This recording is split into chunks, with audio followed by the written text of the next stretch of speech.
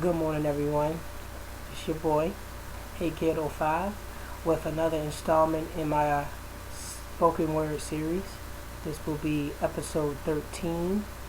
This will be part 2 to the topic was starting to talk about in episode 12, which I'm starting to talk about the true definition of being a man. It's pretty early in the morning. Right now, it's 5:32 a.m. in the morning, and I was up, so I thought I would just go right ahead and start recording my next video. I wanted to record it yesterday, but I got held up with some things, and well, here it is. So, in the last video, we were talking about the true definition of a man, basically what it means to be an actual man, and as hard of a topic that is to talk about, I feel like I touched on some pretty good things in the previous video. So I just want to touch base, maybe do a little bit of a review first, and then, go into talking about our topic. So, in the last video, I said that a man by the world standards is completely different by the man, completely different. No, a man that lives by the world standards, yeah, there we go, is completely different than a man that lives by the standards of God. Now, I try to tell everybody I'm talking not just to religious people, but also people who are non-religious. So if you want to look at it from a non-religious standpoint, a person who decides to be a fool or be foolish and do dumb things is not necessarily a man. They may call themselves a man, which their definition of a man is completely different than that of a man, where somebody would say, okay, well, a real man is a person who takes care of his family and takes care of the things in his house. So to them, that's their definition of a man. A lot of times we tend to think that we have all the answers. Like, okay, we know exactly what we should do with our life. We jump into situations and say, okay, well, this is exactly what we're going to do. This is exactly what I want to do.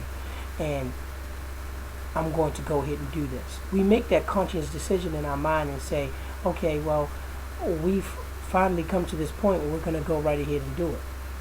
And then there's those people who are thrust into situations that's outside their control. They had no say in it. They didn't want to do it in the first place. Circumstances might have happened inside their home with their parents. Maybe they became a teenage mother by no fault of their own. As a man, it is our job to take care of those situations. Now, I'm going to give you guys a couple of examples.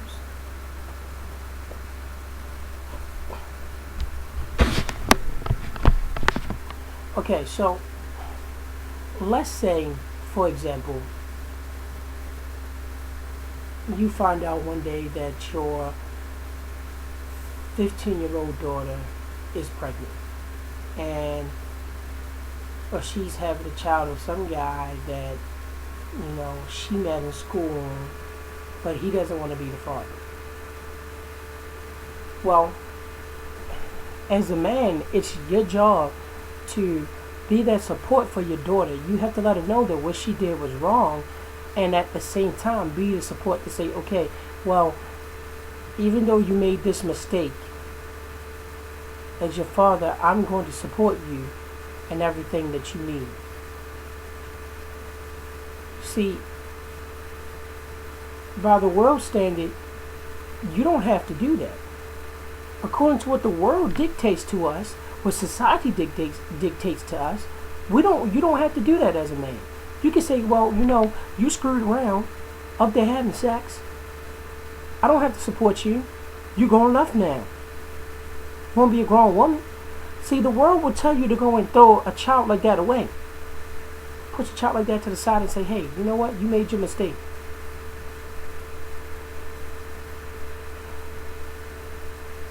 But a good and moral person would say, hey, I'm not going to do that. That's my child. I brought her into this world. I'm going to support it. Another example could be, let's say you find out that your 13-year-old son has been smoking weed. And, he's been getting it from his friends in school. He brings them in the house one day.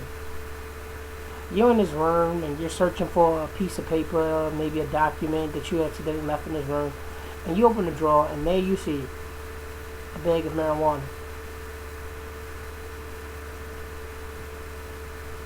So you're like, okay, well, got a bag of marijuana sitting here. What should you do? According to what the world says, the world dictates that you technically can take that marijuana, yell at your child, get all mad at them, get in their face, call them all kinds of names and tell them how bad they are. But a good and moral person would say, hey, guess what? Okay, you're young. You're 13. I've been in that position before. I remember what it was like to be 13 years old.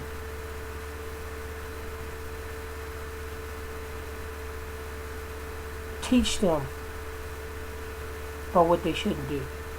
Now see, I don't want people to think I'm just blasting society and saying that society is all bad. No. There are some pretty good people in the world today. I met a really good person yesterday. And I can say, there are some really wholesome people who truly care about things, who truly care about people in the world. And I don't mind that at all. I like that, as a matter of fact.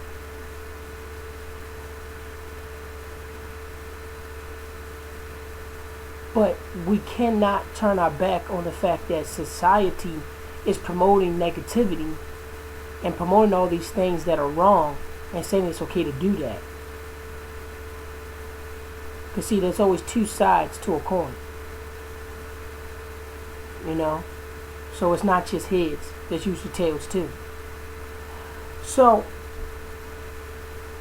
not only is it our job as a man to do what we have to do for our children, we have to be that type of stern foundation in our house.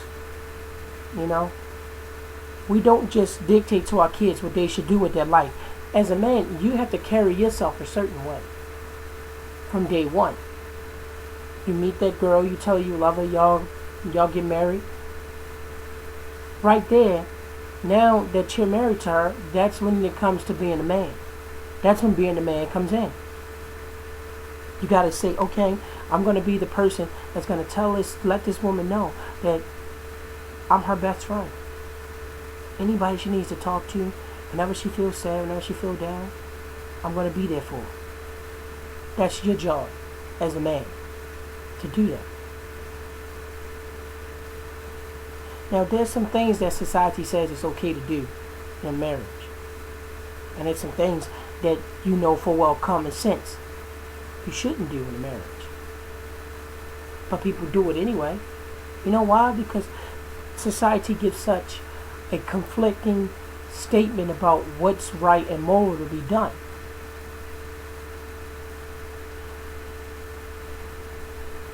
For as long as I've known, there are things about society and the world that truly confuse me. I don't get why the world thinks it's okay to do certain things. We have these laws and bylaws and stuff like that are set in place where technicalities can happen and people can scapegoat out of certain things they do. You rob a store.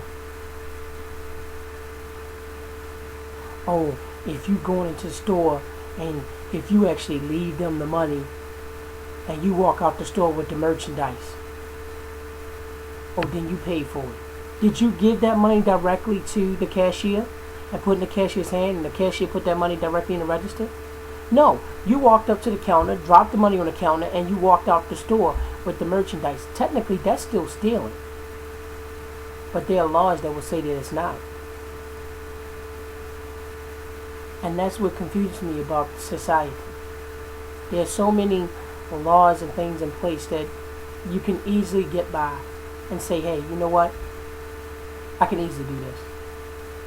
And we obviously learning now that if you go down to Florida and you shoot someone, long as that person punches you or hits you and nobody sees it, you're going to get away with murder.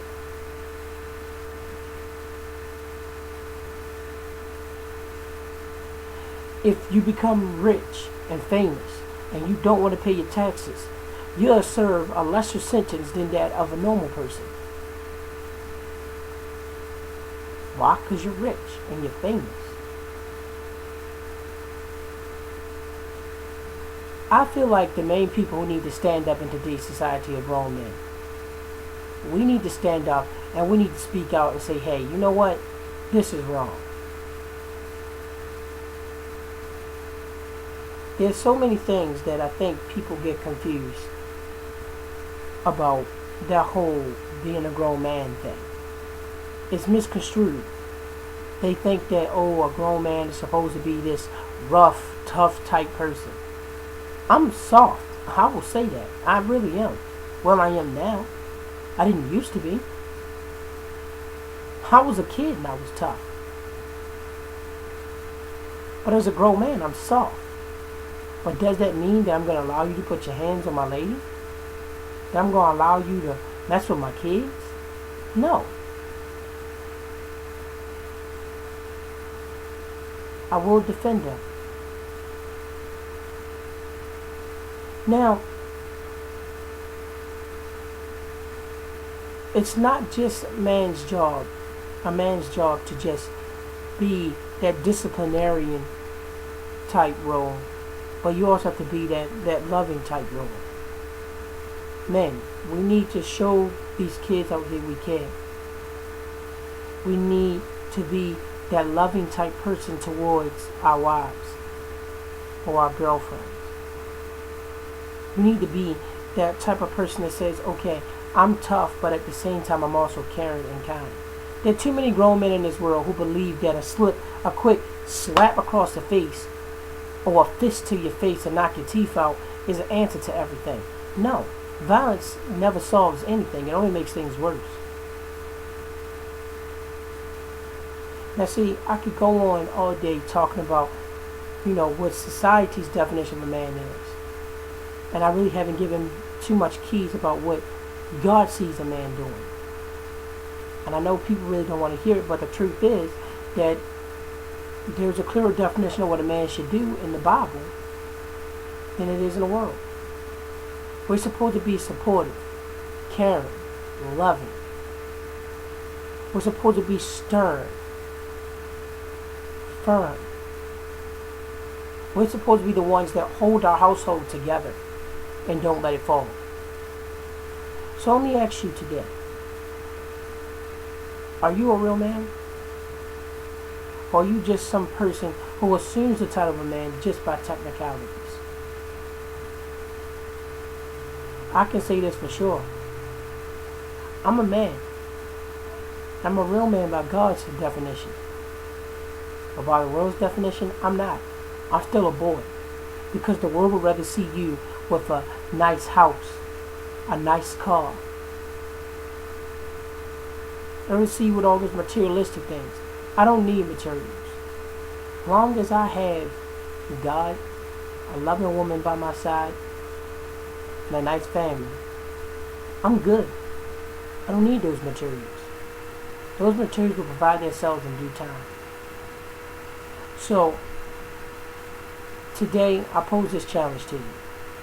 Go out, look at yourself and everything that you do in your life and see if by the definition of the world or by God's definition, are you a real man? I will be recording episode 13. That one I'm going to start talking about what it means to be a real woman. That actually should be fun. Thank you.